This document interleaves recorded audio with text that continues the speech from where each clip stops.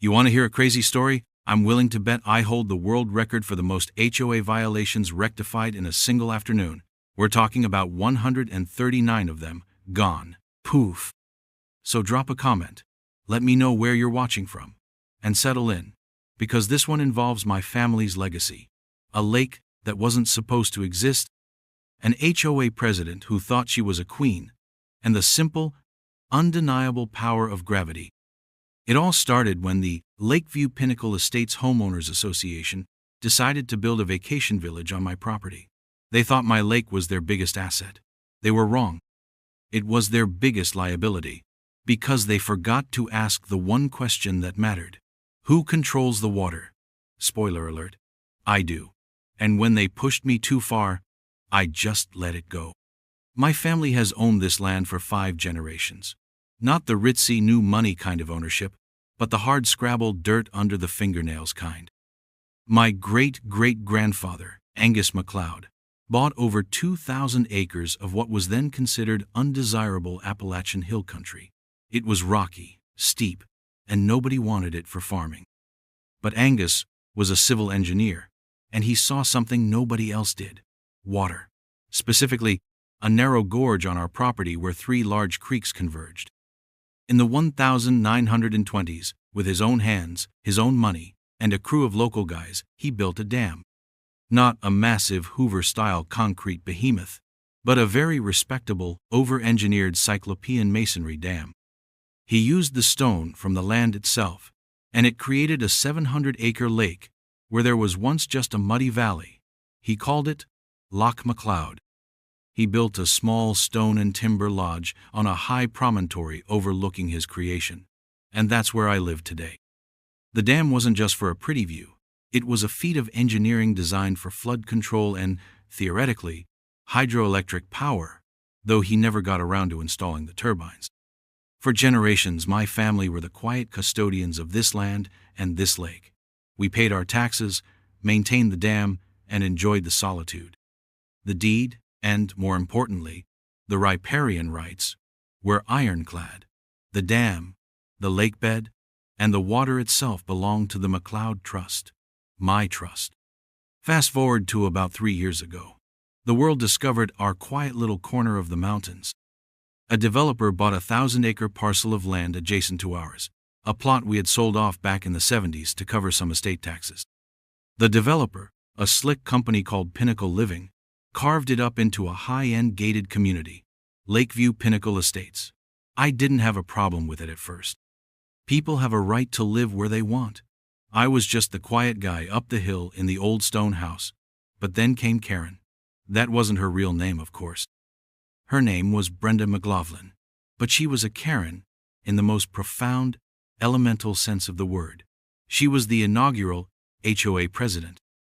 A woman in her late 50s who drove a white-on-white Escalade and wore expensive resort wear as if she were perpetually on a veranda in Palm Beach instead of the Appalachian foothills. She had the kind of brittle, sun-damaged smile that didn't reach her eyes, and she looked at our ancestral land not as a place of history and quiet beauty, but as an amenity to be monetized. Brenda saw my lake, Loch MacLeod, as the crown jewel of her new kingdom. It was right there in the name, wasn't it? Lakeview Estates. She started treating it as if it were hers. First came the passive-aggressive newsletters. We remind all residents to enjoy the beautiful community lake responsibly. Then came the direct emails, addressed to me. The HOA board has noticed your personal dock is in need of aesthetic updating. Please see attached bylaws for approved color palettes. I politely replied that the HOA's authority ended precisely at my well-marked property line and that my dock's aesthetic was my business. This was like a gauntlet thrown down. Brenda's entire persona was predicated on unquestioned authority. The idea that a scruffy-looking man in his 40s, living in an old stone pile, her words, overheard at the local market, could defy her, was simply not acceptable. She saw a bachelor who inherited some land. She didn't see a man who also happened to be a hydrological engineer who had spent his entire life studying, maintaining, and understanding the very dam that gave her a lake view. She consistently, fatally underestimated me. That was her first mistake. Her second was much, much bigger. It involved 139 cabins, a fraudulent survey, and a complete and utter disregard for the law, both man-made and natural. It was a mistake that would ultimately require me to teach her a very expensive, very wet lesson in property rights. The escalation began, as it often does, with a simple fence.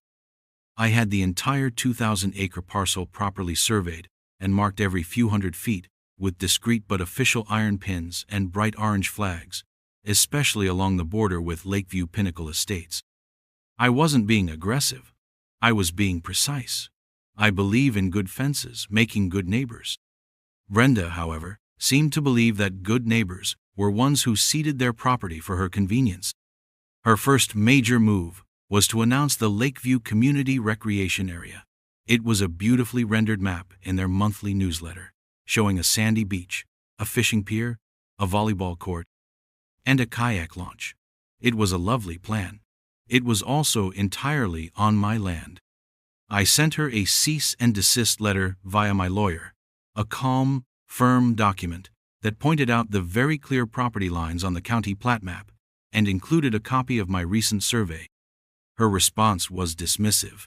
She claimed there was a discrepancy in the surveys and that the HOA was relying on their own, more recent plat map. This was the first I'd heard of it. I went down to the county records office, and there it was, a newly filed survey map for Lakeview Pinnacle Estates. It was a masterpiece of subtle forgery. The surveyor, a name I didn't recognize, had ever so slightly shifted the boundary line, jogging it out a few hundred feet along the entire length of the lake. It was just enough to absorb about 50 acres of my prime shoreline, including the gentle cove where they planned their recreation area. The document looked official. It had a seal, but I knew it was wrong. My family's deeds went back a century. So, I did what I do best. I dug. I'm an engineer. I live for data. I pulled the original 1920s deeds, the 1970s sale documents, and my own recent survey. I then spent a weekend with my GPS rover, a high-precision surveying tool, and reshot every single boundary marker myself. The result was a point cloud of data that proved, with centimeter-level accuracy, that the HOA's map was a fiction. The real kicker? I looked up the surveyor listed on their plat. The man had lost his license 2 years prior for falsifying documents in a commercial zoning case.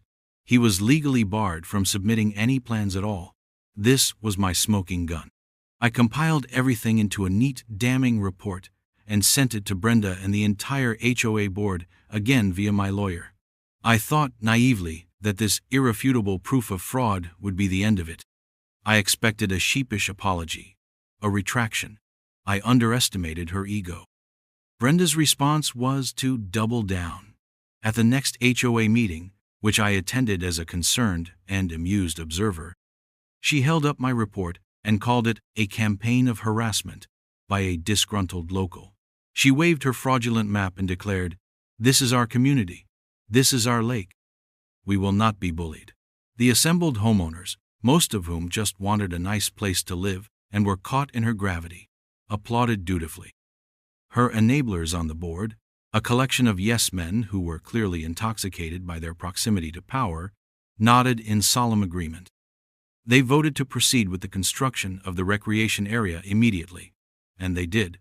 The bulldozers arrived the following Monday. I filmed them from my porch as they crossed my property line, tearing up the earth, felling 100-year-old oak trees. I called the sheriff. When the deputy arrived, he was met by Brenda and the HOA's slick lawyer. They showed him their fraudulent map. I showed him my authentic survey. The deputy, a young guy just trying to do his job, was caught in the middle. He looked from one map to the other and said, "Sir, ma'am, this is a civil dispute.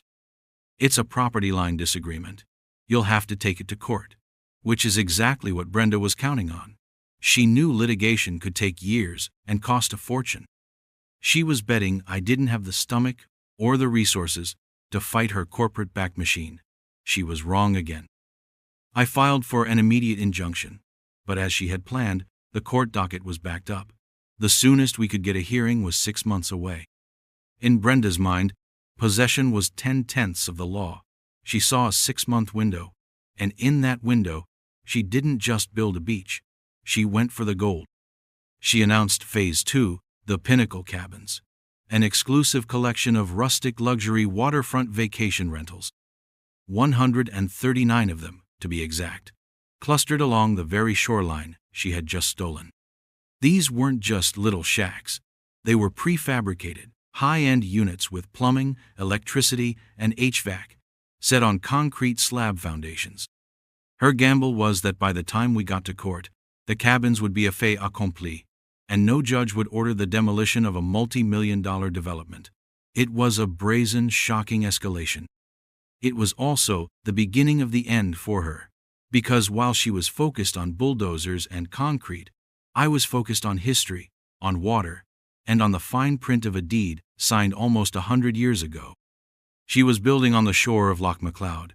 She had forgotten that the loch answered to me. The construction was a whirlwind of noise, dust, and arrogance. Every morning, I'd watch the fleet of trucks rumble past the turnoff to my lodge, kicking up clouds of dirt. They worked with incredible speed, a testament to what you can accomplish when you ignore trivial things like permits, environmental impact studies, and property rights. The 139 cabins sprouted like ugly, rectangular mushrooms along my shoreline. They were packed in tight, each with a tiny deck facing the water, a parody of the spacious nature they were meant to celebrate. Brenda was a constant presence on site, pointing and directing from the seat of a golf cart, a queen surveying the expansion of her empire.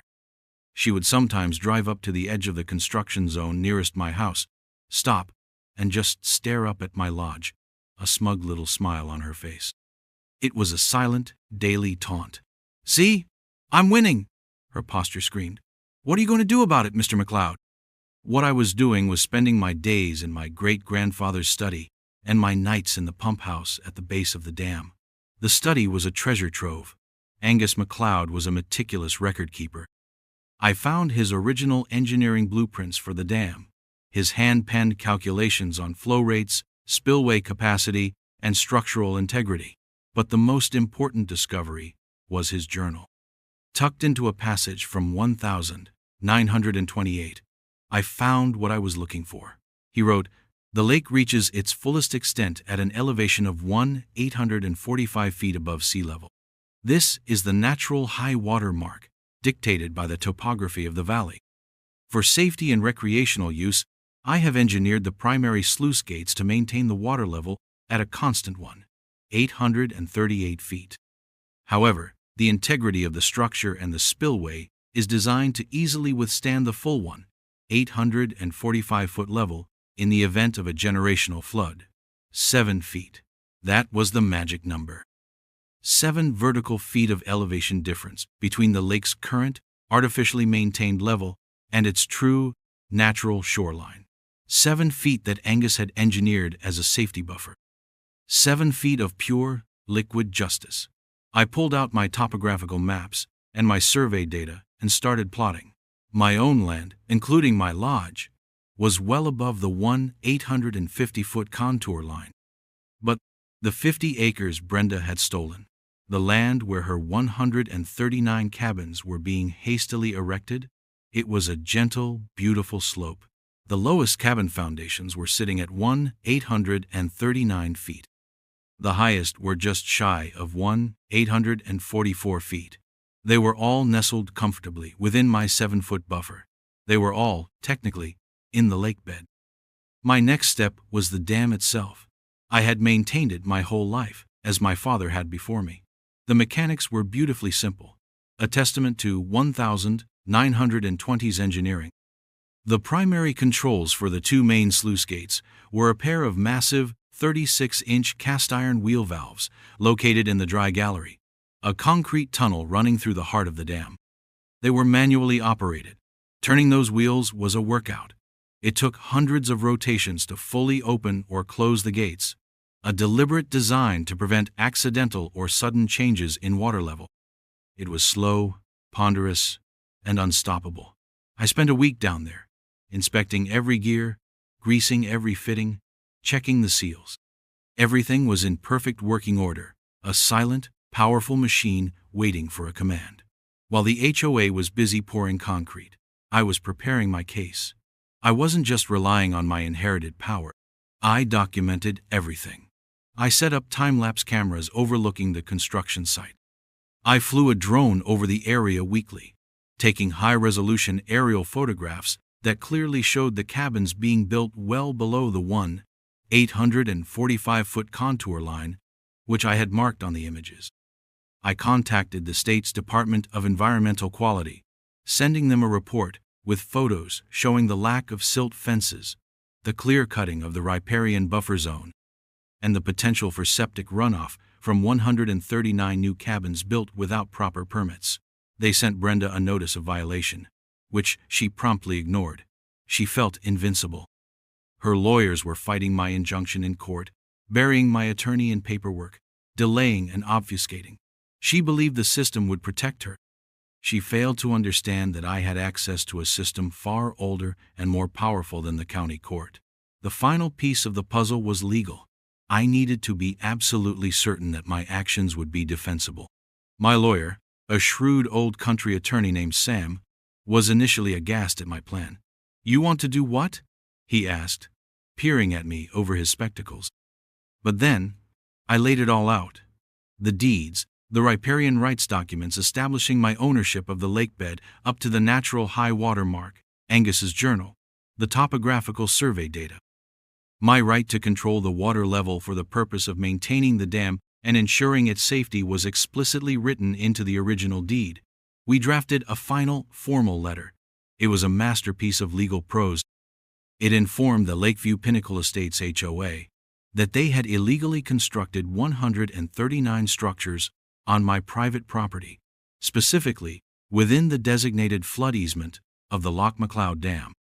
It stated that for urgent and necessary structural inspections and maintenance, as recommended by a hydrological engineer, me, the lake would need to be temporarily returned to its documented natural maximum elevation of 845 feet.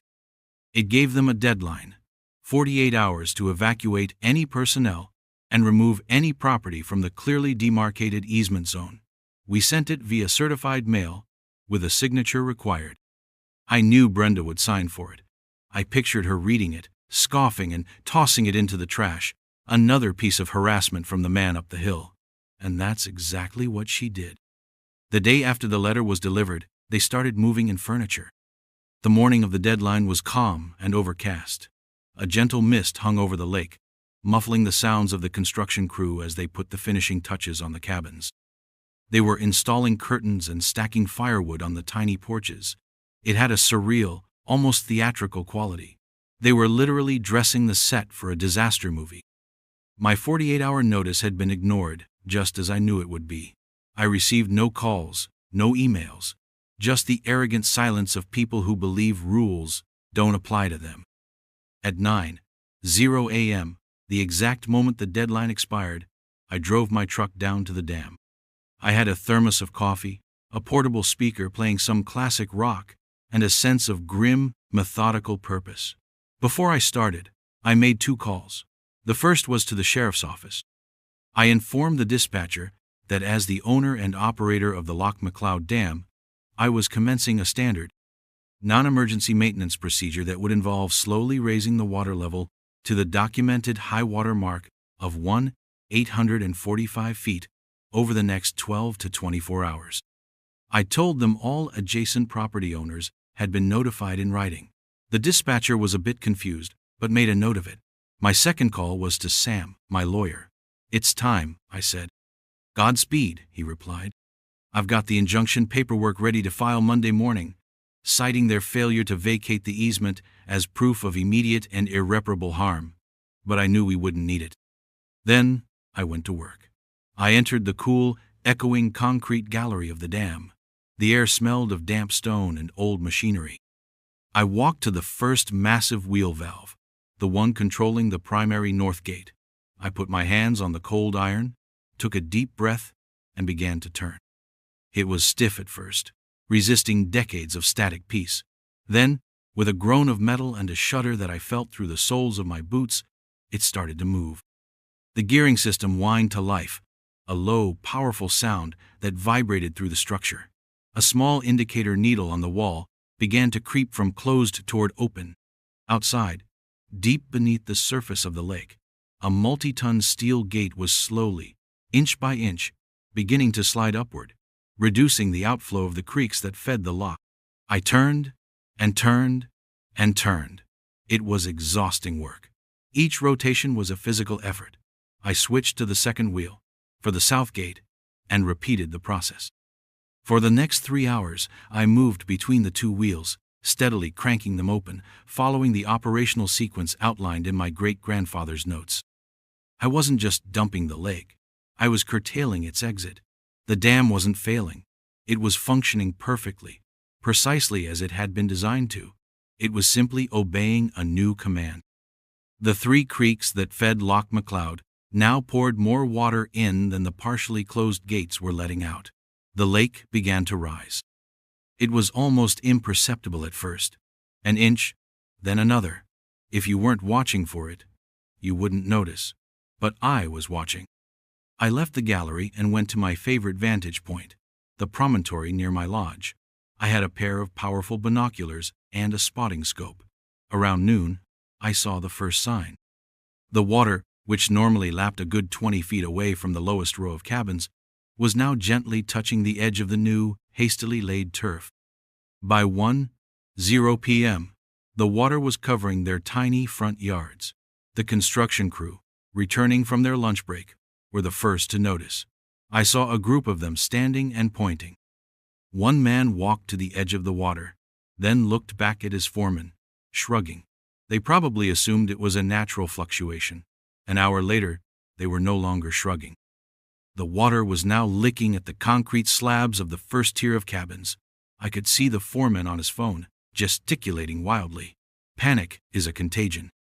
It started with the crew, then spread as a couple of HOA board members, who had come to inspect the new furniture, arrived on the scene. I watched through my binoculars as Brenda's white Escalade pulled up. She got out, hands on her hips, her body language radiating pure fury. She clearly thought this was some trick, some temporary plumbing issue. She marched toward the water's edge, her expensive sandals sinking into the now sodden ground. The water was visibly rising now, creeping up the sides of the foundations. It wasn't a wave. It was a slow, inexorable tide. Her shouting was too far away for me to hear, but I could imagine it.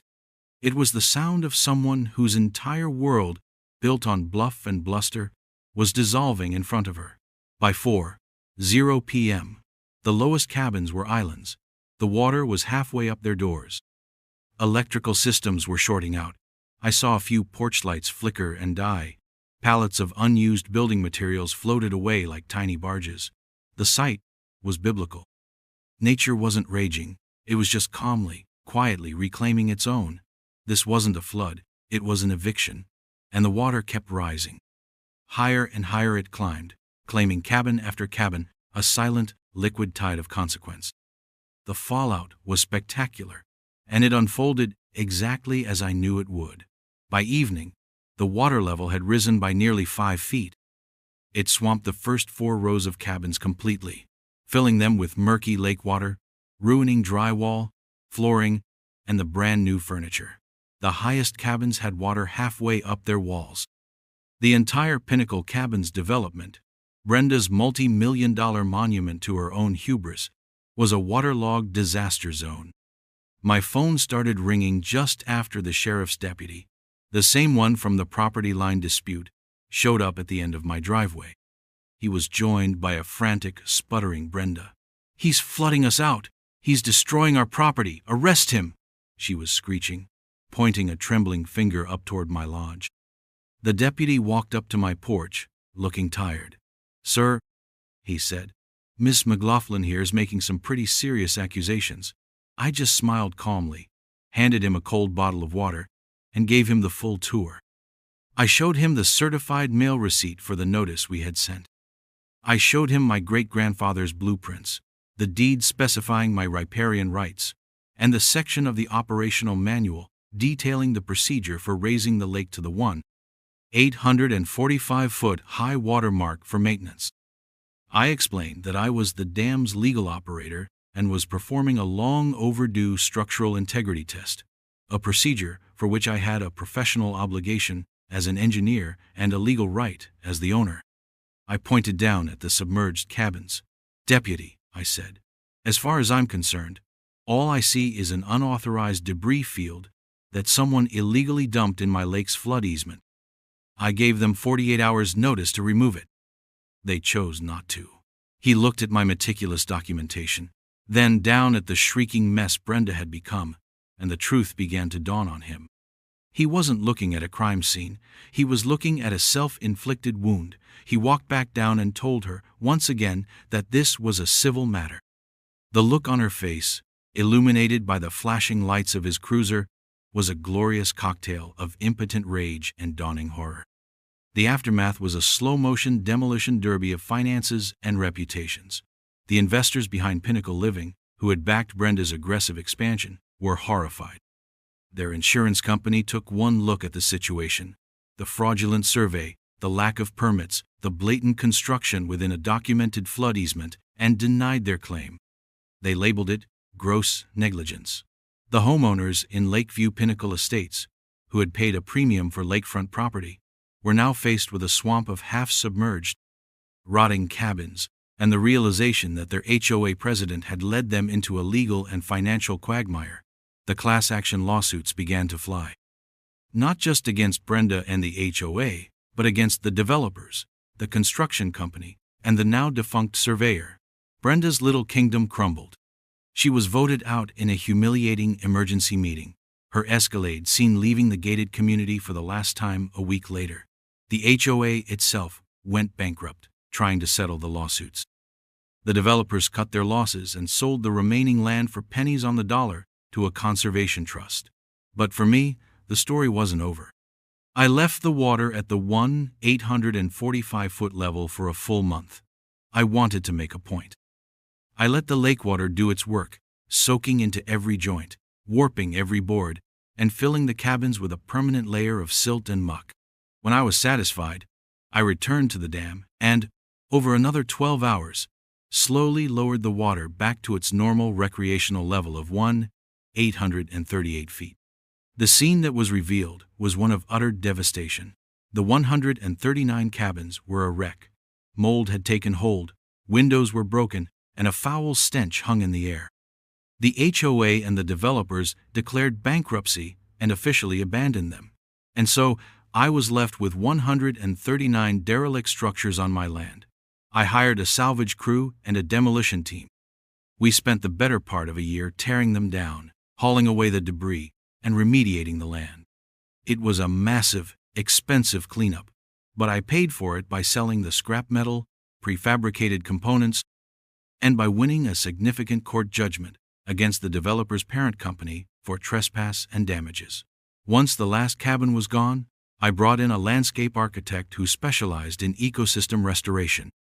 We replanted the entire 50-acre stretch with native trees, shrubs, and grasses.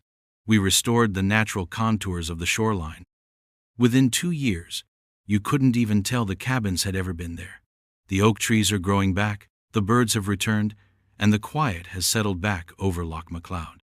Sometimes, new residents from the chastened, reorganized HOA will paddle by in a canoe and wave up at my lodge. They know the story, they know who owns the lake, and they know who controls the water. I never set out to be a villain or a hero. I just wanted to be left alone on the land my family had cared for a century. Brenda and her HOA saw my heritage as a commodity, and my patience as weakness. They learned that some lines shouldn't be crossed, and that nature, when properly directed, is the ultimate arbiter of justice. And that's how I fixed 139 HOA violations in one go. Thanks for listening to my story. I'll catch you on the next one.